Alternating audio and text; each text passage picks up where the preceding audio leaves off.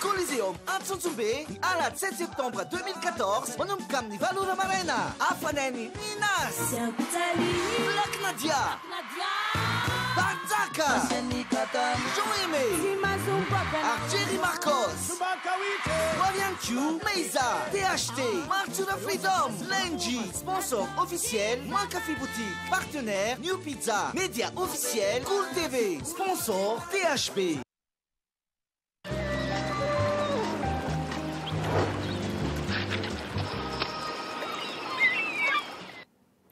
Bonsoir à tous, bienvenue si vous nous rejoignez pour ce journal sur Cool TV. Le Grand Sud s'enflamme de nouveau. La guerre des villages, un Jandam et un Bouitsval, par lequel tout a commencé en octobre l'année dernière, reprend. Les députés brandissent la menace d'une motion de censure si le gouvernement ne prend pas des mesures convaincantes. Ils exigent l'application des dispositions votées par l'Assemblée nationale pour rétablir la sécurité dans le Sud. Pour eux, c'est l'incompétence et l'impéritie du gouvernement qui sont à la source du mal sécuritaire. Reportage. Le mois d'octobre sera chaud au palais de Timazaz. La commission parlementaire sur la sécurité dénonce ce jour l'incapacité du gouvernement à rétablir la sécurité dans le Sud. Le porte-parole n'a pas fait dans le détail, rien n'a changé, l'État a perdu de l'argent à fond perdu. Selon les explications, il faut appliquer les dispositions qui ont été votées à l'Assemblée nationale, dont l'interdiction de transport et de circulation de bovidés sur les routes nationales ou fermeture d'abattoirs douteux.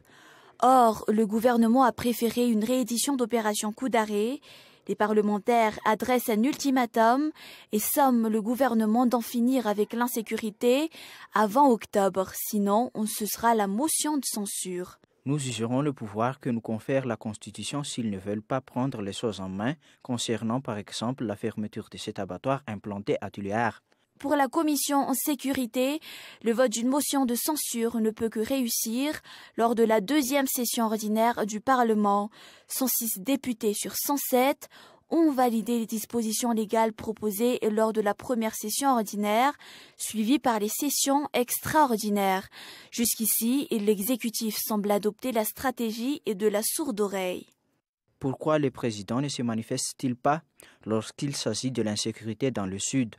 Alors que l'on a trouvé des solutions lors de l'invasion acridienne, le chef de l'État a aussi évoqué l'affaire du Bois de Rose.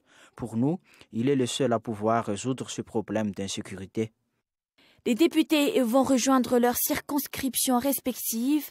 À leur retour en octobre, ils plancheront sur l'insécurité qu'ils pourront évaluer sur le terrain. Jusqu'ici, ils ne démordent pas de la création d'unités spécialisées dans la lutte contre le grand banditisme rural ou le prépositionnement d'hélicoptères en permanence dans les zones rouges. Et pour protéger l'ARIAR, les devises étrangères doivent être gérées au niveau de la Banque centrale, selon toujours un économiste. Le gouvernement vient d'annoncer un prélèvement allant jusqu'à 20% sur les devises engrangées par les opérateurs économiques pour enrayer la dégringolade de l'ARIAR sur le marché d'échange. La mesure entraînera un sérieux manque à gagner au détriment toujours des exportateurs. Reportage. L'ARIAR continue une chute qui semble irréversible. Pendant la transition, le régime a choisi la politique artificielle des subventions pour freiner l'inflation et la hausse du coût de la vie. L'application de la vérité des prix fermement recommandée par les bailleurs de fonds indexe la valeur de l'ARIAR sur les variations de l'offre et de la demande. La demande en devises étant supérieure à l'offre à cause de la balance commerciale en défaveur de l'exportation, le gouvernement fait un forcing pour rétablir l'équilibre sur le marché d'échange.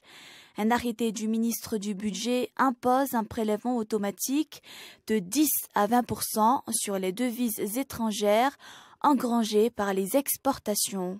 S'il y a donc augmentation des réserves en devises au niveau de la Banque centrale, et comme vous savez bien que l'exportation de Madagascar se stagne par rapport à l'importation, donc les prix de l'ARIAR pourraient se stagner, même s'il n'y a plus de subventions au niveau des taux d'échange. La politique du ministère vaut ce qu'elle vaut, mais si la mesure peut améliorer la situation économique du pays, les exportateurs vont beaucoup y perdre. Ils doivent désormais reverser les euros ou dollars gagnés par leurs activités à la Banque centrale dans un compte en devises. Dans les 120 jours ou 4 mois après leurs opérations d'exportation, des opérateurs s'insurgent contre le prélèvement forcé et l'assimilent à un vol délibérément commis par l'État. Au niveau des entreprises qui facturent ces prestations ou qui exportent, ils ont l'habitude jusqu'à maintenant d'avoir l'indépendance de choisir eux-mêmes les jours de conversion des recettes d'exportation. Cela, bien sûr, en fonction des taux de change qui leur paraît à leur avantage. Donc avec cette nouvelle mesure, les entreprises n'auront plus du tout cette liberté. 10 à 20% donc de leurs recettes seront automatiquement imposées d'être mis sur le marché. Il est sûr que ça a une répercussion négative sur la trésorerie de la société. Il est sûr que ça va au détriment de leurs intérêts. La stabilisation de l'ariard ne dépend donc pas de la seule augmentation des exportations. Le prélèvement direct auprès des opérateurs vient d'entrer dans la panoplie de la politique financière malgache. Reste à évaluer les impacts sur l'attractivité de la destination Madagascar dans le monde des investissements étrangers. Coup d'envoi de la 11e édition du Salon de l'Industrie de Madagascar, un événement organisé par le syndicat des industries de Madagascar le 11 septembre prochain. Les produits Vita Malagas feront l'objet d'une exposition de vente à des prix réduits ou à prix d'usine.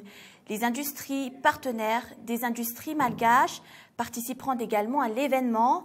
Avec 112 participants, le but est de promouvoir les industries malgaches. Ces dernières collecteront également les CV de demandeurs d'emploi. Des émissaires de la Banque mondiale sont actuellement dans nos murs. 8 spécialistes des services du Country Manager effectueront un séjour d'évaluation de 2 semaines.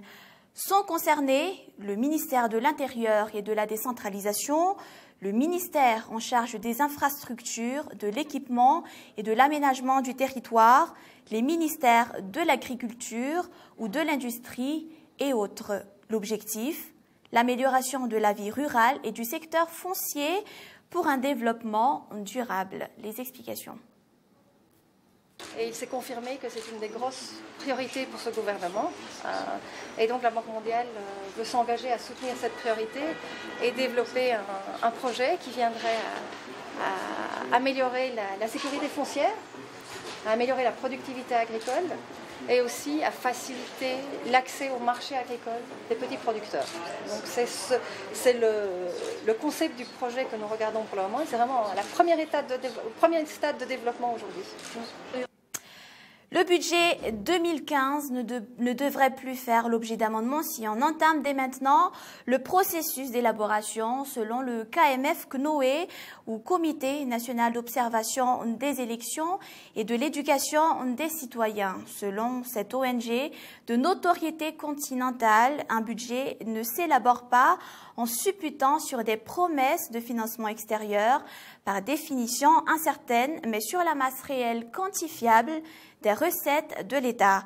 Pour l'instant, ni les unes ni les autres n'est clairement délimité. Reportage. Tous les départements ministériels avec leurs organismes rattachés, voire des collectivités, ont fait parvenir au ministère des Finances leurs propositions, leurs besoins et leurs budgets prévisionnels respectifs pour 2015.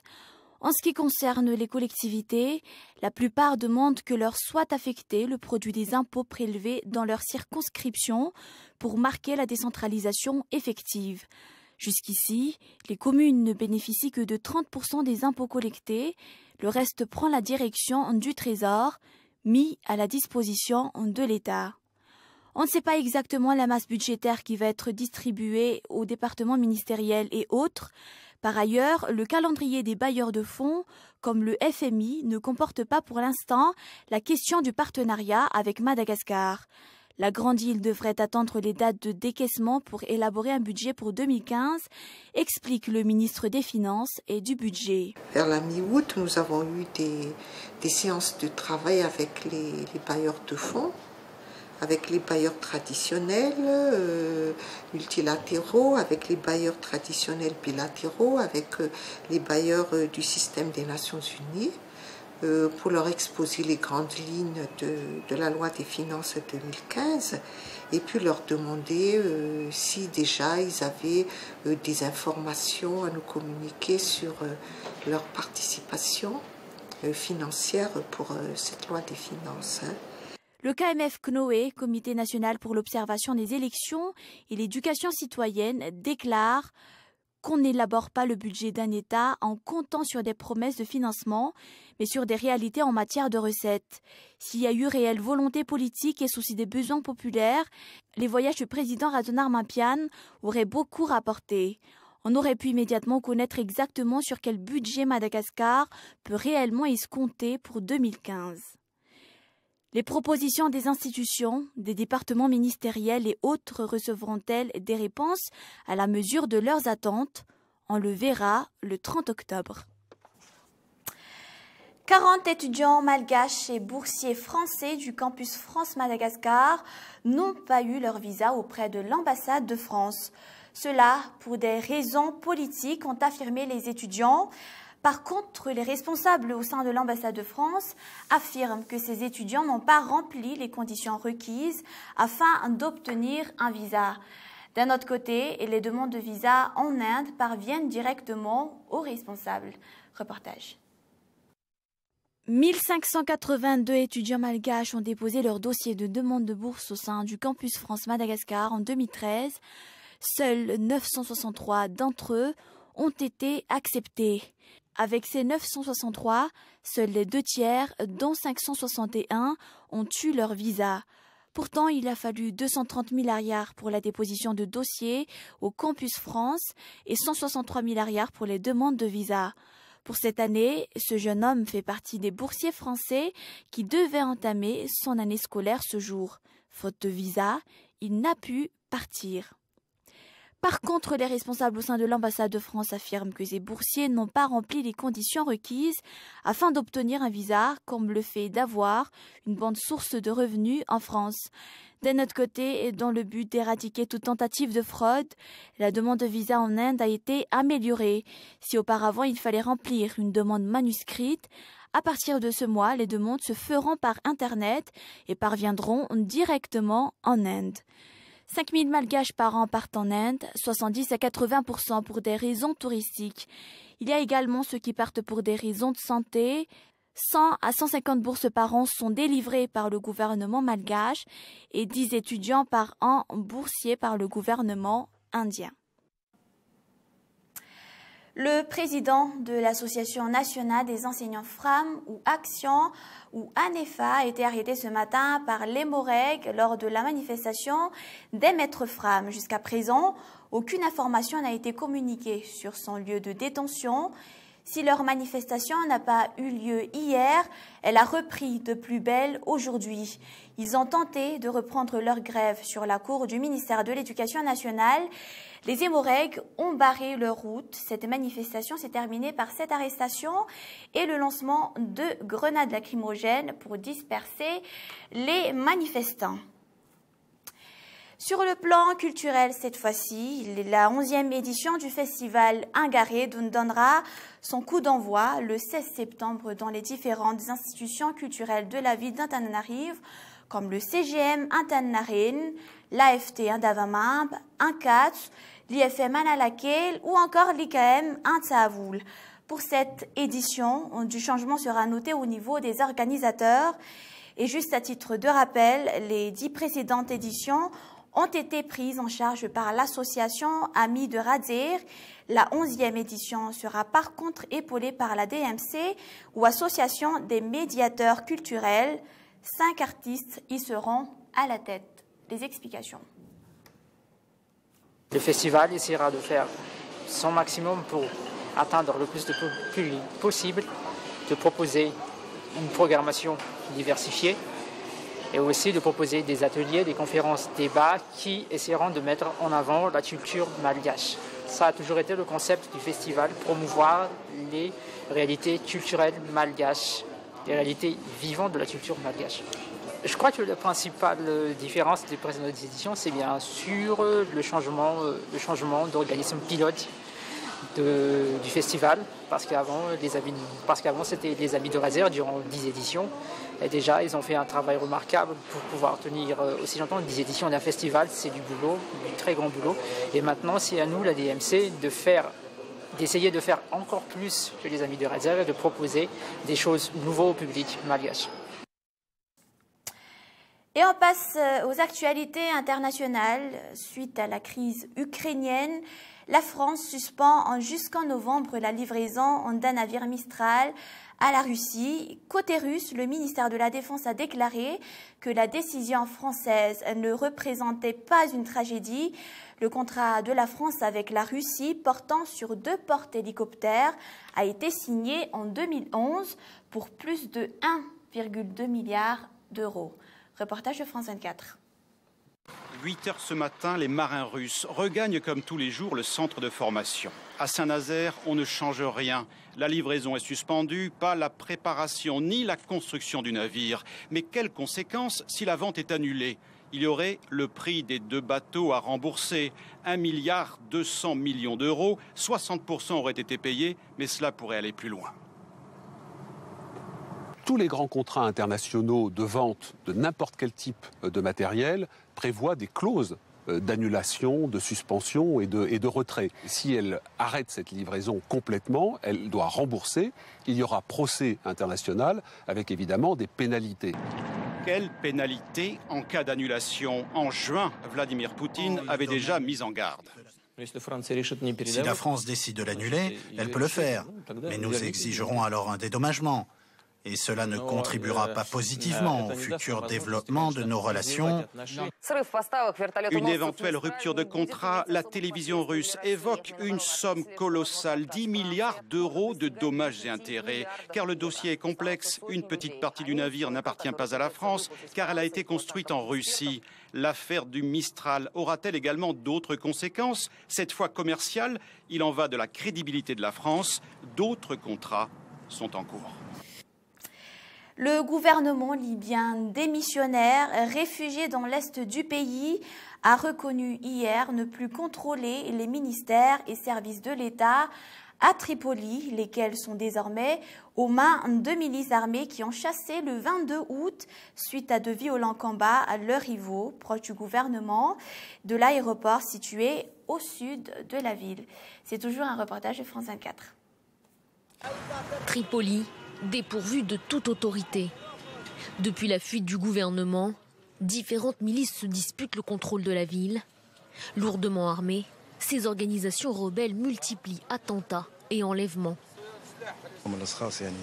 Ils ont fait irruption dans le camp et ont enlevé des réfugiés, comme ça, sans raison. Nous ne sommes pourtant membres d'aucun groupe, d'aucune armée.